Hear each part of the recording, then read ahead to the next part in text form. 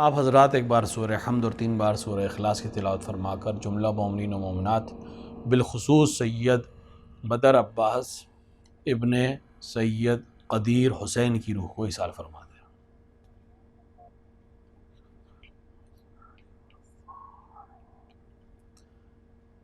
اعوذ باللہ السمیع العلیم من الشیطان اللعین الرجیم، الحمد للہ رب العالمین، وصلی اللہ علی سیدنا و مولانا و مولا الثقلین جد الحسن والحسین بالقاسم مصطفیٰ محمد وعلی آلہ الطیبین الطاہرین المعصومین المنتخبین المظلومین، لا سیما ابن عمہ غالب علی کل غالب مولانا علی ابن ابی طالب، ولعنۃ اللہ علی اعدائہم اجمعین من یوم ظلمہم الی لقاء یوم الدین وبعد یوم الدین، اما بعد فقد قال اللہ سبحانہ وتبارک وتعالی فی کتابہ المجید وهو اصدق الصادقین وقولہ الحق، بسم اللہ الرحمن الرحیم، وَلَنَبْلُوَنَّكُمْ بِشَيْءٍ مِّنَ الْخَوْفِ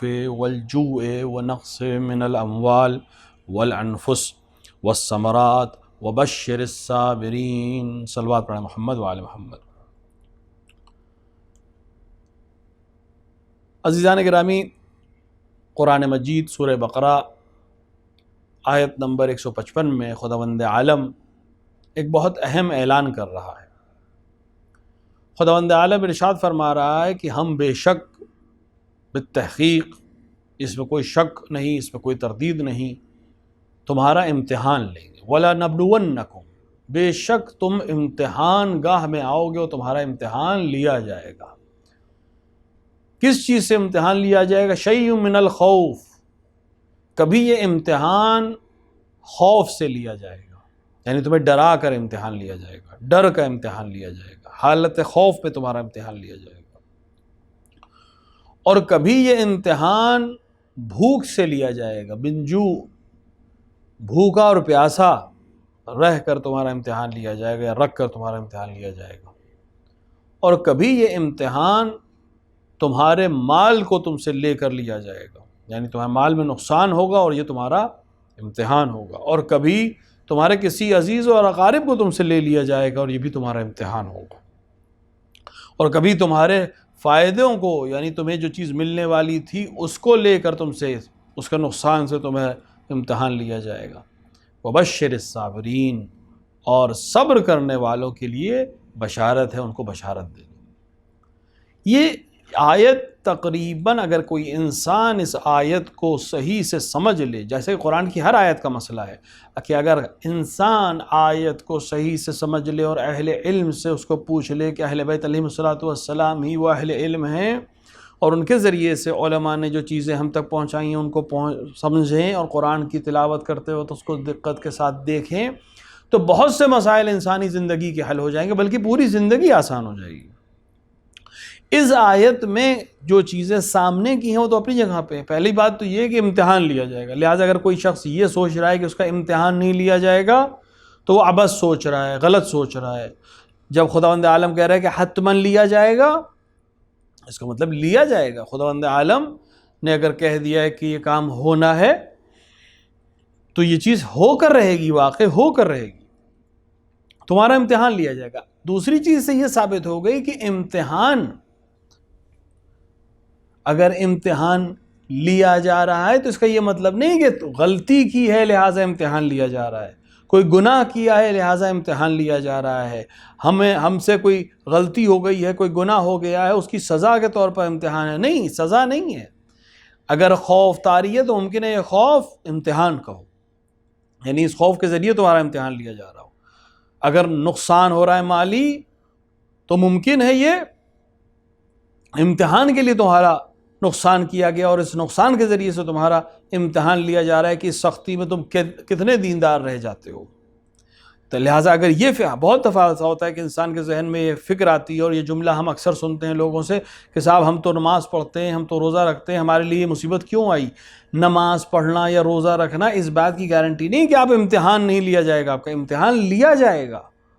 یہ عذاب نہیں ہے، آپ اس کو عذاب کی نگاہ سے کیوں دیکھ رہے ہیں؟ آپ اس کو امتحان کی نگاہ سے دیکھیے۔ خدا وعدہ کر رہا ہے کہ حتماً امتحان لیا جائے گا، تمہیں آزمائش میں ڈالا جائے گا، کیونکہ بغیر آزمائش کے تو کبھی کھرے اور کھوٹے میں فیصلہ نہیں کیا جا سکتا۔ خدا جانتا ہے کون اچھا ہے کون برا ہے، لیکن واضح ہونے کے لیے، سب پر حجت تمام ہونے کے لیے امتحان لیا جانا ضروری ہے۔ خدا کہہ رہا ہے ہم امتحان لیں گے۔ کس چیز سے امتحان لیں گے؟ کبھی خوف سے امتحان لیں گے۔ آج ہم جس حالات میں زندگی گزار رہے ہیں، یہ بہترین مثال ہے اس امتحان کی۔ خوف میں ہمارا امتحان لیا جا رہا ہے۔ حالت خوف میں دنیا جی رہی ہے، کوئی کسی سے ملنے کو تیار نہیں، کوئی کسی کے آنے کو تیار نہیں، تشییع میں لوگ نہیں جاتے، جنازے کو کاندھا دینے کو کوئی تیار نہیں، نماز میں شرکت نہیں، مجلس میں جانا نہیں، وہ تمام چیزیں جس میں انسان ذوق اور شوق سے جاتا تھا، آج وہ ہر اس چیز سے گھبرا رہا ہے۔ کوئی گھر پہ نہ آئے، کسی کے گھر نہ جائیں، اور اگر آ بھی جائے یا جانا بھی پڑے تو ہم ایک خوف میں مبتلا ہے، مسلسل میسیجز ایک دوسرے کو فارورڈ کر رہے ہیں، خوف پھیلا رہے ہیں۔ یہ بھی ایک چیز میں عرض کرتا چلوں یہاں پر، ایک دوسرے کو بتانا، ایک دوسرے کا ساتھ دینا، اگر آپ جا نہیں سکتے تو کم سے کم ساتھ دیجئے، زبان کے ذریعے سے، میسج کے ذریعے سے، صلہ رحم کے ذریعے سے، ڈھارس کے ذریعے سے۔ خوف پھیلانے کا سبب نہ بنیے۔ ہمیشہ ہر چیز کو پازیٹیو ویو میں اگر دکھایا جائے تو بہت آسانی۔ ایک مریض سے یہ کہنا کہ تم ٹھیک نہیں ہو سکتے کسی بھی طرح اس کو ٹھیک نہیں کرے گا، لیکن ایک بہت سخت ترین مرض میں مبتلا انسان سے بھی یہ کہنا کہ انشاءاللہ ٹھیک ہو جاؤ گے، حتماً اس کے اندر جینے کی ایک امید کو جگائے گا، اور بہت ممکن ہے کہ اس سے شفا اس کو حاصل ہو جائے۔ لہٰذا اس چیز کو بھی ہمیں خیال رکھنا ہے کہ ہم ہر انفارمیشن کو بغیر دیکھے، بغیر سمجھے فارورڈ نہ کریں۔ ممکن ہے کہ آپ کے یہ بھیجا گیا ویڈیو کسی انسان کے اندر لڑنے کی سخت کو ختم کر دے، اس کے اندر بیماری سے لڑنے کی طاقت کو اور ہمت کو ختم کر دے، پھر اس کی موت کا ذمہ دار کون بنے گا؟ اس چیز کے لیے ہمیں بہت خیال رکھنا ہے۔ صرف اس دوڑ میں کہ ہم سب سے پہلے انفارمیشن پہنچائیں، نہ جانے ہم کہاں سے کہاں پہنچے جا رہے ہیں، بجائے اس کے کہ انسانوں کی مدد کریں ہم ان کو نقصان پہنچا رہے ہیں۔ لہٰذا اس کا بھی خیال ہمیں رکھنا ہے۔ تو پہلا امتحان جو مورد امتحان اس آیت میں اشارہ ہوا وہ ہے خوف۔ تمہیں ڈرا کر امتحان لیا جائے گا۔ آج اس حالت خوف میں کس حد تک ہم دیدار رہ جاتے ہیں، کس حد تک ہم خدا سے لو لگاتے ہیں، نبی علیہ الصلوۃ والسلام کو اپنا وسیلہ بنا کر دعا کرتے ہیں، ان حالات میں ہم کتنے خوف زدہ ہونے بعد کتنے با ایمان رہ جاتے ہیں۔ آج جو ہمارے حالات ہیں اس میں اگر میں عرض کروں آپ کی خدمت میں، بات تھوڑی سی کڑوی ضرور ہے، لیکن میں آپ کی خدمت میں عرض کروں کہ آج خوف سے زیادہ، دشمن کا خوف ہو چاہے حالات کا خوف ہو، خوف سے زیادہ جو چیز ہماری اذیت کا سبب بن رہی ہے وہ ہماری ایمان کی کمی ہے۔ ہم کہتے تو بہت سی چیزیں اپنی زبان پر کہ اس پر بھی ایمان ہے اور اس پر بھی ایمان ہے، اور فلاں ذات سے بھی ہمیں محبت ہے اور فلاں ذات سے بھی ہمیں محبت ہے، لیکن جب عملی میدان میں ہم آتے ہیں تو ہم دیکھتے ہیں کہ ہمارا ایمان بہت متزلزل ہے، ہم ایمان پر فائز نہیں ہیں۔ ہم دعویٰ ایمانی تو کرتے ہیں لیکن ہم ایمان پر ہیں نہیں، عملی ایمان پر ہم بہت پیچھے ہیں، اور اصل ایمان عمل کا نام ہے۔ ایمان زبان سے کہنا کافی نہیں، عمل میں ایمان دکھائی دینا چاہیے۔ لہٰذا خوف کے ذریعے سے تمہارا امتحان لیا جائے گا۔ مختلف قوموں کا امتحان خوف سے لیا گیا، ڈرا کر لیا گیا۔ ہم بھی ممکن ہے اسی فرد میں سے آ رہے ہوں کہ آج ہمارا خوف کے ذریعے امتحان لیا جا رہا ہے۔ اس خوف کے عالم میں کتنا ایمان سلامت رہ جاتا ہے۔ ایمان سلامت رہ جانے کا یہ مطلب نہیں ہے کہ ہم صرف نماز پڑھنے لگیں۔ بہت سے لوگ ڈر کے مارے نماز پڑھنے لگتے ہیں، بہت سے لوگ ڈر کی وجہ سے روزہ رکھنے لگتے ہیں۔ ایمان سلامت رہنے کا مطلب یہ ہے کہ اس خوف کے عالم میں جب دنیا ہر طرف سے پریشان ہے، میں بے ایمانی نہ کروں، میں دوا مہنگی نہ بیچوں، میں انجیکشنز مہنگے نہ بیچوں، میں جو چیز مریض تک پہنچائی جا سکتی ہے اس کو صحیح سے پہنچا دوں، میں نقلی دوائیں نہ بیچوں۔ ایک مومن ہر وہ کام جس کو شریعت نے منع کیا ہے اس کو ان حالات میں اپنے آپ پر، اپنے نفس پر شیطانی وسوسوں سے اپنے آپ کو بچا کر رکھے، اور ان حالات میں جب انسانیت کو پریشانی ہے ایک دوسرے کا ساتھ دیں۔ تو خوف کے ذریعے امتحان لینے کا مطلب یہ ہے کہ جب ہر طرف خوف ہو اور تمہارے عمل کو دیکھا جائے گا کہ تم کتنا با ایمان رہے۔ اس خوف میں عالم میں اگر تم کسی کی مدد کر سکتے ہو، تم نے مدد کی یا نہیں کی، تم نے عمل کیا کہ نہیں کیا۔ لہٰذا امتحان لیا جائے گا خوف کے ذریعے سے، اور کبھی امتحان لیا جائے گا جو بھوک کے ذریعے سے، بھوک اور پیاس۔ ہم ماہ مبارک رمضان میں ہیں، ماہ مبارک رمضان میں ایک بہت اہم چیز جس کو ہمیں اندازہ ہوتا ہے اور جس کا احساس ہوتا ہے وہ بھوک اور پیاس ہے۔ بہرحال ایک انسان اگر دن میں 14 سے 15 گھنٹے بھوکا اور پیاسا رہے گا تو اسے بھوک اور پیاس کا شدت سے احساس ہوگا، خصوصاً گرمی کے مہینے میں، خصوصاً وہ لوگ جو باہر کام کر رہے ہیں، محنت اور مشقت کر رہے ہیں، ان کو بھوک اور پیاس، اور شاید ہدف روزہ بھی یہی تھا کہ بھوک اور پیاس کا حکمت ایک یہ ہے روزے کی کہ تمہیں بھوک اور پیاس کا احساس ہو، نادار لوگ جن کے پاس نہیں ہے وہ کیسے بھوکے رہتے ہیں، وہ کیسے پیاسے رہتے ہیں، اس کا احساس ہو۔ خوب احساس ہونے کے بعد ہمیں کیا کرنا چاہیے؟ احساس ہونے کے بعد ہمیں دیکھنا چاہیے کہیں آس پاس میں کوئی ایسا تو نہیں کہ جس کو ضرورت ہے۔ اب جب تمہیں بھوک کا احساس ہو گیا ہے تو اگر تمہیں معلوم ہے کہ تمہارے پڑوس میں کوئی بھوکا ہے تو اس تک کھانا پہنچاؤ، تب روزے کے صحیح معنی کو، مفہوم کو ہم درک کر رہے ہیں۔ روزہ اس لیے نہیں رکھ رہے ہیں کہ افطار میں ہمارے ہزاروں نعمتیں کھانی ہیں، وہ اللہ کی برکت ہے، وہ افطار میں اس نے دسترخوان پہ بلایا ہے، ہزاروں نعمتیں دے رہا ہے، لیکن کہیں ایسا نہ ہو کہ روزے کا سارا ہدف سحر اور افطار رہ جائے، بلکہ اس درد کو، اس بھوک اور پیاس کی شدت کا احساس ہو جانے کے بعد ہم عمل میں آئیں اور دیکھیں وہ لوگ جن کو ضرورت ہے ان تک پہنچائیں، ان تک پانی پہنچائیں، ان تک کھانا پہنچائیں، تب ہم صحیح روزے کے معنی کو سمجھ سکیں۔ اور یہی تمہارا امتحان ہے، کبھی بھوک اور پیاس کے ذریعے سے تمہارا امتحان لیا جائے گا، کچھ لوگوں کو بھوکا رکھ کے امتحان لیا جائے گا، کچھ لوگوں کو نعمتیں دے کر امتحان لیا جائے گا کہ دیکھیں یہ بھوک اور پیاس کے عالم میں دوسروں کو یاد کرتے ہیں کہ نہیں کرتے۔ تو تمہارا امتحان خوف کے ذریعے لیا جائے گا، تمہارا امتحان بھوک اور پیاس کے ذریعے سے لیا جائے گا، اور کبھی تمہارا امتحان نقص اموال کے ذریعے سے لیا جائے گا، یعنی تمہارے مال میں نقصان ہو جائے گا، کبھی چوری ہو گئی، کبھی نقصان ہو گیا، کبھی تجارت میں نقصان ہو گیا، کبھی دکان نہیں چلی، آج کل کے حالات میں لاک ڈاؤن لگ گیا، اب دکان نہیں چل رہی ہے، دکان نہیں کھل رہی ہے، یہ امتحان ہے۔ اس امتحان کی گھڑی میں کتنے دیندار رہ جاتے ہو؟ کہیں ایسا تو نہیں غربت تمہیں بے دینی کی طرف لے جائے، کہیں غربت تمہیں حرام کی طرف لے جائے، یہ سب امتحان ہے۔ اور کبھی نفوس کو تمہارے درمیان سے اٹھا لیا جائے گا۔ آج خدا رحم کرے مومنین و مومنات کے اوپر، جس طرح سے یہ بلا آئی ہوئی ہے، ہر دن کوئی خبر، ہر دن ہمیں خبر مل رہی کوئی چلا گیا، کوئی چلا گیا، جو صاحب پرسوں ساتھ پہ تھے وہ چلے گئے، کتنی اموات، کہ خدا مومنین کو پناہ میں رکھے۔ یہاں پہ یہ بھی میں عرض کرتا چلوں کہ بہترین وسیلہ اس بلا سے بچنے کا، بہترین وسیلہ، جیسے کہ تمام دواؤں اور بلاؤں سے بچنے کا وسیلہ زیارت سید الشہداء علیہ الصلوۃ والسلام ہے۔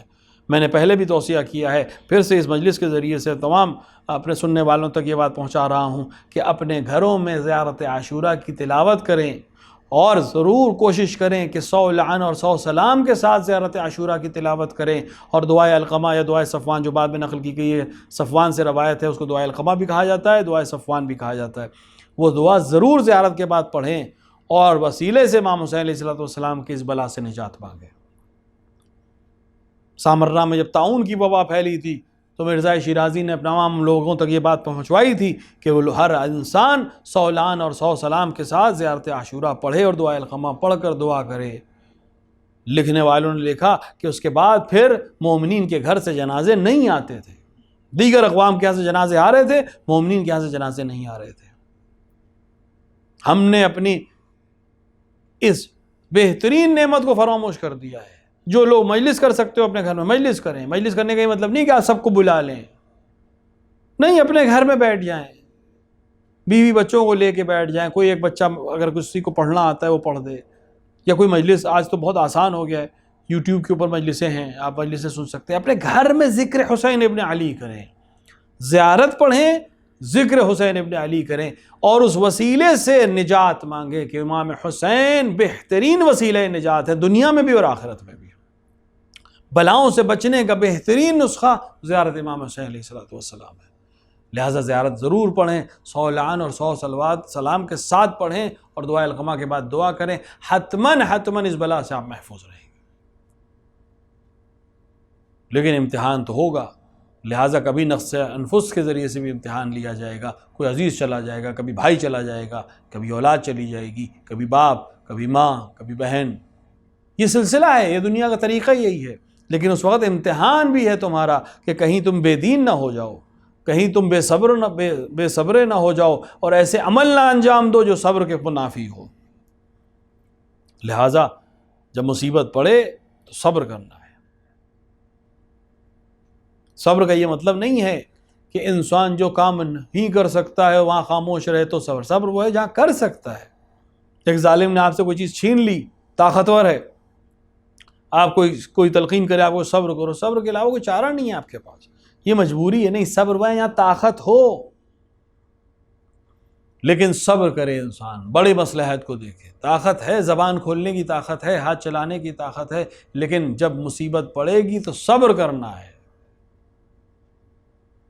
اور کبھی کبھی تمہارے ثمرات کو، تمہارے میووں کو، تمہاری فصلوں کو تم سے چھین لیا جائے گا اور تم سے آرا امتحان لیا جائے گا۔ ان تمام امتحانوں میں جو لوگ صبر اور استقامت سے کام لیں گے وبشر الصابرین، ان کے لیے بشارت ہے۔ اللہ بشارت دے رہا ہے، اس سے بہتر کون ہے بشارت دینے والا؟ قرآن مجید میں کئی لوگوں کو بشارت دی گئی ہے۔ کبھی کہا گیا ہے کہ بشارت ہے مومنین کے لیے، کبھی کہا گیا ہے بشارت ہے وہ لوگوں کے لیے جو ایمان لے آئے اور عمل صالح انجام دیتے ہیں۔ یہاں بھی ایمان اور عمل صالح، بشر الذین آمنوا نہیں کہا ہے، بشر الذین آمنوا وعملوا الصالحات، بشارت ان کے لیے جو ایمان لے آئیں اور عمل صالح انجام دیں۔ دونوں ایک دوسرے کا لازم ملزوم ہے۔ عمل ہے، ایمان نہیں ہے، فائدہ نہیں ہے، ایمان ہے، عمل نہیں ہے، فائدہ نہیں ہے، دونوں چاہیے۔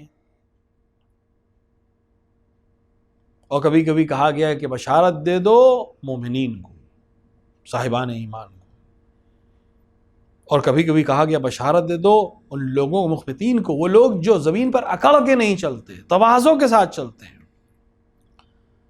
اپنے عہدے کا گھمنڈ نہیں کرتے، اپنے مال و ملال کا گھمنڈ نہیں کرتے، وہ لوگ جو زمین پر اکڑ کر چلتے ہیں۔ روایت کہتی ہے کہ جو اکڑ کر چلتے ہیں، زمین پر ٹھوکر مار کر چلتے ہیں، زمین ہر ٹھوکر پہ جواب دیتی ہے کہ آخر آنا تمہیں میرے ہی پاس ہے، تمہاری ہر ٹھوکر کا جواب میں اس وقت دوں گی۔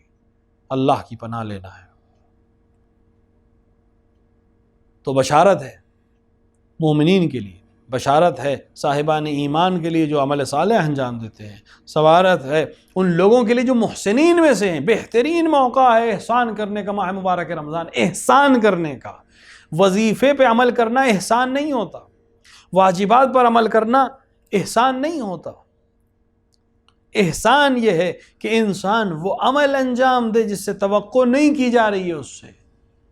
والدین واجب النفقہ ہیں، اگر کوئی انسان اپنے والدین کے لیے کچھ کھانا فراہم کرتا ہے ضرورت پڑ جانے پر، یا والدین اپنی اولاد کے لیے کھانا فراہم کرتے ہیں ان کی ضرورت پڑ جانے میں، تو یہ احسان نہیں ہے، یہ تو وظیفہ ہے۔ پڑوس میں اگر کوئی شخص بھوکا ہے ہم اس کو کھانا دیتے ہیں، یہ احسان نہیں ہے، یہ وظیفہ ہے، واجب ہے ہم پر۔ اگر گھر میں بغل میں کوئی پڑوسی ہے، چاہے وہ کسی مذہب سے ہو، رسول نے اور احکام میں یہ کہا گیا کہ پڑوسی کا حق، نہیں کہا گیا کہ پڑوسی اگر مسلمان ہو یا غیر مسلمان ہو، نہیں، پڑوسی ہے۔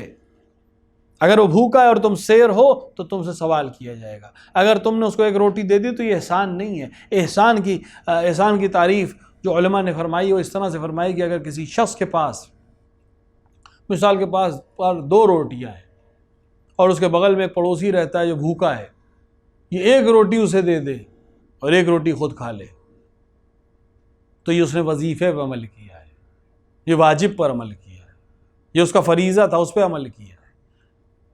ہاں اگر وہ خود صبر کر لے اور دونوں روٹیاں اس کو دے دے کہ وہ سیر ہو کے کھا لے، میں صبر کر لوں گا، میں آج پانی پی کے سو جاؤں گا، تو یہ ہے احسان، کیونکہ اپنی ضرورت سے زیادہ اس کو دے دینا، اپنی ضرورت کو نظر انداز کر کے اس کو دینا۔ کتنا خوبصورت نمونہ ہے اس احسان کا وہ گھر کہ جہاں باپ بھی روزے سے ہے، ماں بھی روزے سے ہے، کنیز بھی روزے سے ہے، دونوں بچے بھی روزے سے ہیں، اور وقت افطار جب کوئی سائل آ جاتا ہے تو سب اپنے اپنے حصے کا دے دیتے ہیں۔ یہ ہے محسنین، اور یہ سارا عمل بغیر جزا کے کرتے ہیں، کسی جزا کی توقع نہیں ہے، لیکن جس کے لیے کیا تھا وہ اتنا مہربان ہے کہ اس نے پورا سورہ آپ کی شان میں نازل کر دیا۔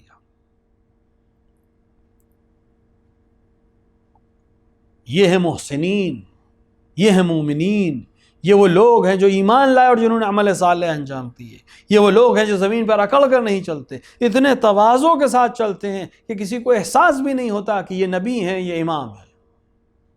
یہی سیرت رسول اللہ کی ہے کہ جب وہ غلاموں کے ساتھ بیٹھ جاتے تھے. آج ہمارا مسئلہ یہ ہے کہ اگر کسی قوم کا بیچارہ کوئی نادار ہمارے بغل میں بیٹھ جائے تو ہم اپنی ابا سمیٹ لیتے ہیں. یہ سیرت نبی کے خلاف ہے. رسول اکرم صلی اللہ علیہ وآلہ کی مجلس گرم تھی، آپ بیٹھے درس و موعظہ کر رہے تھے، ایک شخص مجلس میں داخل ہوا اور اس نے جگہ دیکھی جو طریقہ تھا، اور جو جگہ خالی تھی وہاں آ کے بیٹھ گیا. جہاں وہ بیٹھا ہوا اس جگہ پر ایک شخص، مالدار شخص بیٹھا ہوا تھا. یہ بہت غریب شخص تھا، اس کے کپڑے پھٹے ہوئے تھے.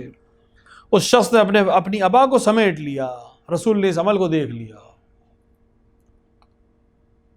رسول نے کہا کہ کیا تمہیں خوف ہوا کہ اس کی غربت تمہارے پاس آ جائے گی جو تم نے اپنی ابا سمیٹ لی؟ وہ نادم ہوا، پشیمان ہوا، توبہ کی اس نے کہ یا رسول اللہ مجھ سے غلطی ہو گئی، میں توبہ کرتا ہوں اور ہر جانے کے طور پر میں اپنا آدھا مال اپنے اس بھائی کو دینے کو تیار ہوں. اور اس نے کہا لیکن میں لینے کو تیار نہیں.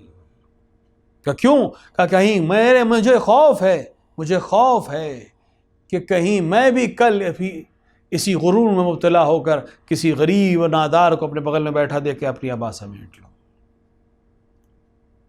تو ہم کہیں ایسا عمل تو نہیں کر رہے ہیں. ہمیں محسنین سے سبق لینا ہے. ائمہ کی سیرت یہی ہے. امام حسین علیہ الصلوۃ والسلام کہیں سے گزر رہے تھے، کچھ لوگ بیٹھے کھانا کھا رہے تھے، فقراء میں سے تھے. امام کو دعوت دی، امام آ کے بیٹھ گئے. اس کے بعد ایک جملہ کہا کہ اگر یہ صدقہ نہ ہوتا تو میں تمہارے ساتھ کھا لیتا، لیکن بیٹھ گئے امام ان کے ساتھ آ کر. اور اس کے بعد پھر اپنے گھر لے گئے اور ان کو کھانا بھی کھلایا اور ان کو لباس بھی دیا اور کچھ مال دیا تاکہ وہ آئندہ ان کو فقر و فاقے کی ضرورت نہ پڑے. یہ محسنین میں سے ہے. یہ وہ کردار ہے جو دنیا تک ہمیں پہنچانے کی ضرورت ہے کہ یہ اعلیٰ ترین کردار ہے. تو قرآن کبھی محسنین کو بشارت دے رہا ہے، قرآن کبھی مومنین کو بشارت دے رہا ہے، قرآن کبھی احسان کرنے والوں کو بشارت دے رہا ہے، کبھی ایمان لانے والے اور عمل صالح انجام دینے والوں کو بشارت دے رہا ہے، اور کہہ رہا ہے بشر الصابرین، صبر کرنے والوں کے لیے بھی بشارت ہے. صبر ان لوگوں کے لیے جو خوف کے امتحان میں مبتلا ہونے کے بعد صبر و استقامت سے کام لیتے ہیں، وہ صابرین ہیں. ان کا امتحان لیا جائے گا. جو کامیاب ہوں گے، وہ کامران ہوں گے، ان کے لیے بشارت ہے، اللہ کی دی ہوئی بشارت ہے. صبر، جیسا کہ عرض کیا گیا، صبر کے معنی ہیں تمام اختیارات ہاتھ میں ہونا لیکن الہی حکم کے آگے صبر کرنا. وہ ذات جو قلعہ خیبر کو اپنے 2 انگلیوں پہ بلند کر سکتی تھی، وہ کیوں نہیں حکومت لے سکتی تھی؟ لے سکتی تھی. بلکہ صبر کی بہترین مثال یہی ذات ہے، کیونکہ اگر ہم سے کوئی ظالم ہمارا حق چھین لیتا ہے تو ہمیں قوت ہی نہیں ہے واپس لینے کی.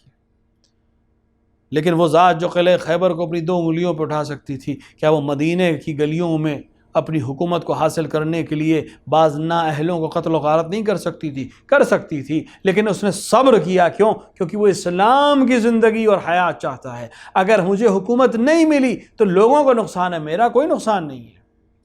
لیکن اگر میں نے حکومت حاصل کرنے کی کوشش کی تو اس سے اسلام کا نقصان ہوگا. مجھے حکومت مل جائے گی لیکن اسلام ختم ہو جائے گا، اور مجھے اسلام بچانے کی ماموریت ہے. اگر لوگ مجھ پر ایمان لے آئیں، میری خلافت ظاہریہ کو قبول کر لیں، میری حکومت ظاہریہ کو قبول کر لیں، تو انہی کو ترقی ملے گی، تب بھی اسلام ہی کی بقا کا کام ہوگا. لیکن اگر میں جنگ کروں گا تو اسلام کا نقصان ہوگا. میری خاموشی اسلام کی بقا کا سبب بنے گی، لہٰذا میں خاموش ہوں. یہ وہ صابرین ہیں جن کے پاس تمام قوتیں ہیں لیکن صبر کرنا ہے. ایک مومن کے لیے بھائی اور اولاد نے مجلس سیوم کے عنوان سے ایصال ثواب کے لیے مجلس رکھی. بہترین وسیلہ ہے ایصال ثواب کا. ایصال ثواب کے بہت سے طریقے ہیں، ان میں سے بہترین عمل مجلس سید الشہداء علیہ الصلوۃ والسلام ہے، کیونکہ یہ عمل انسان کے دل کو ڈھارس بھی دیتا ہے، یتیموں کے دل کی ڈھارس بھی بنتا ہے، اور نہ جانے کتنے صالح اعمال کی ترغیب دلاتا ہے.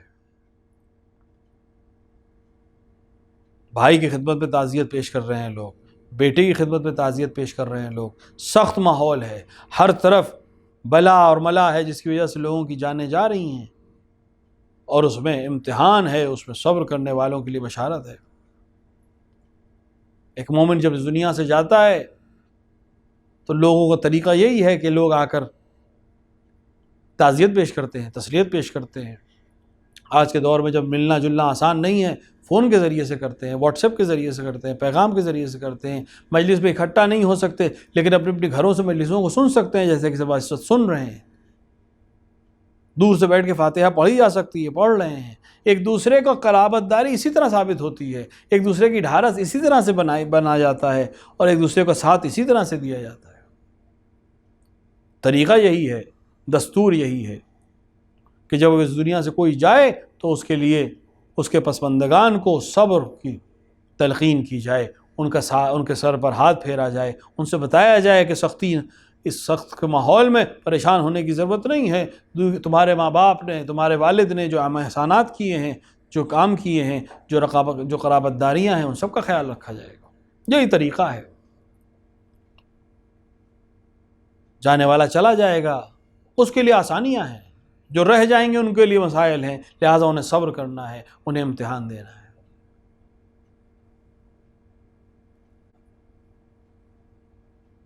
لہٰذا ہم تعزیت پیش کرتے ہیں، تسلیت پیش کرتے ہیں۔ ایک مومن پوری زندگی امام حسین علیہ السلام کو یاد کرتے کرتے آخر انہی سے ملاقات کو چلا گیا، امیر المومنین کا قصیدہ پڑھتے پڑھتے آخر انہی سے ملاقات کو چلا گیا۔ ہر مومن کی تمنا یہی ہے کہ زیارت علی ہو جائے، ہر مومن کی تمنا یہی ہے کہ زیارت حسین ابن علی ہو جائے۔ ہر جانے والا یہی توقع کرتا ہے، یہی تمنا کرتا ہے کہ قبر میں علی اس کے لیے آئیں، قبر میں حسن اور حسین اس کی مدد کو آئیں۔ اور روایات میں ہے کہ جس کے لیے عمل کرتا ہے وقت آخر وہی اس کے کام آتا ہے۔ علامہ امینی صاحب الغدیر کے لیے مشہور ہے، اور علماء نے اس واقعے کو نقل کیا ہے خود ان کے فرزند کی زبانی، کہ جب ان کا وقت نزاع آیا تو ایک دفعہ انہوں نے سلام کرنا شروع کیا۔ ایک دفعہ ان کے جسم میں حرکت ہوئی، انہوں نے کہا مجھے تھوڑا سا بلند کر دو، ان کو بلند کیا گیا، اور اس کے بعد انہوں نے کہا السلام علیک یا رسول اللہ، السلام علیک یا امیر المومنین، السلام علیک یا فاطمہ الزہراء، السلام علیک یا حسن المجتبی۔ ان کے بیٹے نے پوچھا بابا سلام کر رہے ہیں، زیارت پڑھ رہے ہیں؟ کہا میں سب کو دیکھ رہا ہوں۔ پوری عمر جس نے امیر المومنین کی خلافت کے لیے اور واقع غدیر کی اثبات اور حقانیت کے لیے صرف کی، وقت آخر جب آیا تو ائمہ نے آ کر بشارت بھی دی، زیارت بھی کرائی۔ اور اس طرح کے واقعات ہم کو ملتے رہیں گے۔ ہر وہ انسان جو ائمہ علیہ السلام سے لو لگاتا ہے، اپنی زندگی کو ان کے بتائے ہوئے راستے پر چلاتا ہے اور صبر اور استقامت سے کام لیتا ہے، ان کے لیے بشارت ہے۔ ایک بہترین بشارت یہی ہے کہ جب تمہاری بالین کا وقت آئے گا، کبھی علی آ جائیں گے، کبھی حسن آ جائیں گے، کبھی حسین آ جائیں گے۔ اب تمہارے عمل کے اوپر ہے، یہ پوری دنیا ہے، یہ امتحانات ہیں، اب تم ہے اور تمہارا ایمان ہے، جیسا عمل کرو گے ویسی بشارت تمہارے لیے۔ تو امتحان لیا جائے گا خوف کے ذریعے سے، امتحان لیا جائے گا جو کے ذریعے سے، امتحان لیا جائے گا نقص اموال اور نقص انفس کے لیے۔ ہاں کبھی کسی کا امتحان بھوک سے لیا جائے گا، کبھی کسی کا امتحان خوف سے لیا جائے گا، کبھی کسی کا امتحان لوگوں کے موت اور انتقال سے لیا جائے گا، کبھی مال میں نقصان ہوگا، کبھی ثمرات پہ نقصان ہوگا۔ لیکن اللہ حسین ابن علی کا امتحان کیسا امتحان تھا کہ یہ سارے امتحان ایک وقت میں لیے جا رہے تھے۔ حسین خوف کے امتحان میں بھی مبتلا تھے، حسین بھوک کے امتحان میں بھی موجود تھے، حسین نقص اموال اور نقص انفس اور نقص ثمرات کے امتحان میں بھی تھے۔ خوف کا یہ عالم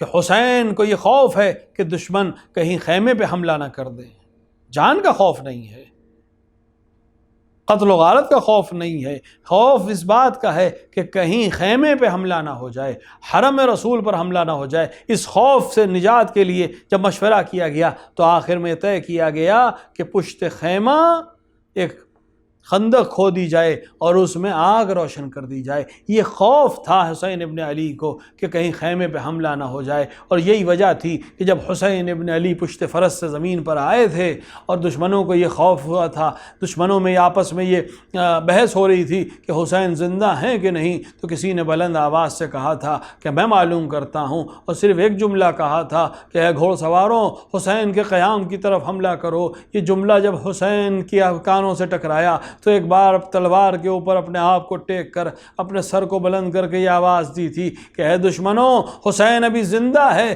تم حسین سے مقابلہ کرو، حسین کی زندگی میں اس کے خیموں پر حملہ نہ کرو، حرم رسول پہ حملہ نہ کرو۔ اتنا زیادہ پاس و لحاظ تھا حسین کو حرم رسول کا، یہ وہ خوف تھا حسین ابن علی کے لیے،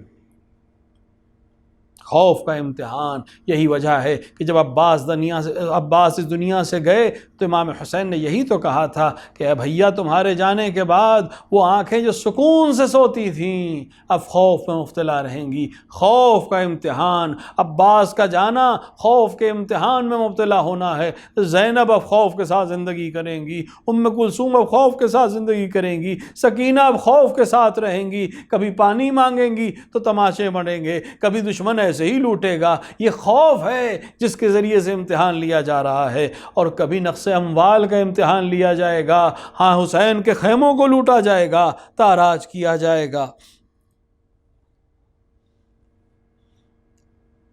امتحان اس طرح کا امتحان کہ لوٹا گیا تو اس طرح سے لوٹا گیا کہ خود شہزادی سے روایت ہے کہ جب دوسرا سوار ایک سوار اور آیا تو شہزادی نے یہی تو کہا تھا کہ ہمارے پاس اب کچھ بھی نہیں بچا ہے، کچھ بھی نہیں ہے جسے تو لوٹ سکے، اور اگر تجھے یقین نہ ہو تو صبح نگہدار ہو جانے دے، صبح آ کر دیکھ لینا، ہمارے پاس کچھ بھی نہیں بچا ہے۔ نقص اموال اس طرح سے کہ ساری کھیتی اجاڑ دی گئی، اور نقص انفس کا امتحان، کسی کے گھر سے ایک جنازہ اٹھتا ہے پورے گھر اور خاندان میں تہلکہ مچ جاتا ہے۔ یہ عجیب امتحان تھا کہ ایک ہی گھر سے 72 جنازے اٹھائے گئے، ایک دن میں، چند پہروں میں ایک پوری دنیا پلٹ کے رہ گئی۔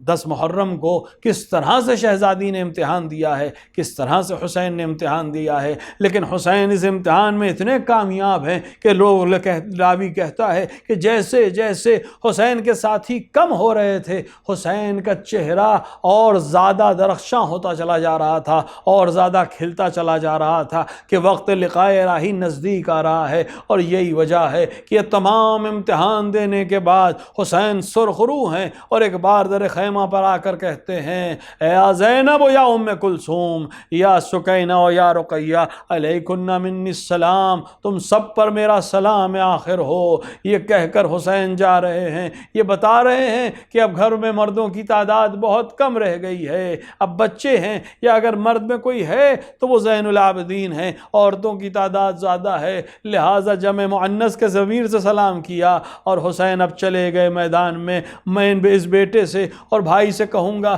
کہ ہاں آپ کے بھائی اس دنیا سے گئے اور سخت زمانے میں گئے، بڑے مسائل کے ساتھ، لیکن بہرحال کفن و دفن ہو گیا۔ لیکن ہائے حسین، حسین کے جس کے نام کا کفن پوری دنیا میں ہر مومن کی آرزو ہے، وہ حسین جب میدان کربلا میں زمین پر گرا تو کوئی نہیں تھا جو سہارا دے سکے۔ اور یہی وجہ ہے کہ جب 11 محرم کو اسرا کا کاروان 11 محرم کو اسرا کا کاروان اس طرف سے لے جایا گیا جہاں پر شہداء کی لاشیں پڑی تھیں، تو ایک بار زین العابدین کی نگاہ زمین پہ پڑی ہوئی لاشوں پر پڑی، ایک بار آپ کے چہرے کا رنگ متغیر ہوا۔